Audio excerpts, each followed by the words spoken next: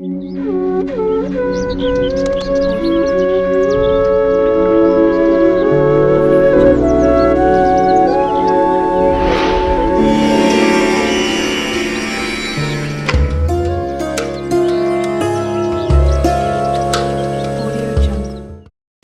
చాలా మంది రోజుకొక్కసారైనా చపాతీ లేదా రోటీ తినే అలవాటు ఉంటుంది. ప్రతిరోజు వంటగదిలో పిండి కలపడం తప్పు కాదు. ఇంట్లో ఇంకా ఎన్నో పనులు లేక ఆఫీస్, ఇళ్ళు రెండూ చూసుకోవాల్సిన మహిళలు ఎక్కువ చపాతీ పిండిని తయారు చేసి ఫ్రిడ్జ్లో పెట్టేస్తూ ఉంటారు.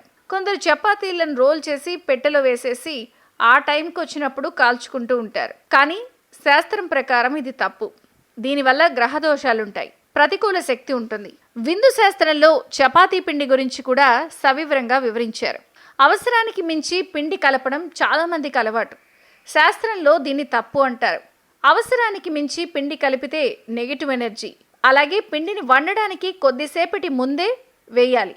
ఒకరోజు ముందుగా కలిపితే నెగిటివ్ ఎనర్జీ.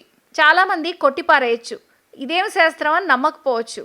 అయితే శాస్త్రం కాకపోయినా ఆరోగ్యం దృష్ట్యా కూడా ఇది మంచిది కాదు. మనం ఏం చేస్తాం? ఎక్కువగా కలిపినప్పుడు పిండిని ఫ్రిడ్జ్లో పెట్టేస్తాం. దీనివల్ల ఆరోగ్య సమస్యలు వస్తాయి. అంటే కష్టాలు, పేదరికం. పిండిని పిసికిన తర్వాత మిశ్రమంగా ఉంచి అలా ఉండగా ఉంచేయకూడదు. మీ ఇంట్లో ఆడపిల్లలుంటే ఆ ఆడపిల్లలు లేదా కోడలి చేతి ముద్రలు వాటిపై వేయండి. ఎందుకంటే ఇంటి లక్ష్మి ఆడపిల్లలే. కూతురు లేదా కోడలి వేలిముద్ర పిండిపై పడినప్పుడు ఇంటికి డబ్బుకు లోటుండదు. చపాతీ పిండిని పిసికిన తర్వాత తెరిచి ఉంచకూడదు, దాన్ని కప్పి ఉంచాలి.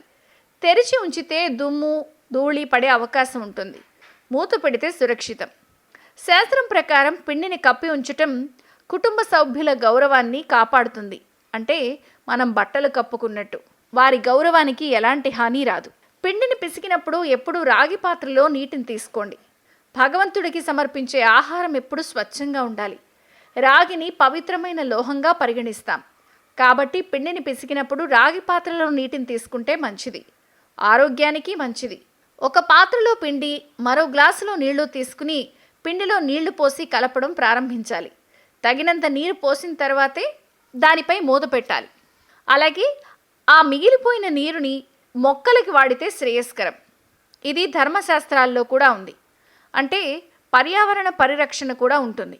కాబట్టి మిగిలిపోయిన నీరు సింక్లో పోసేయకుండా మొక్కలకి వేస్తే మంచిది.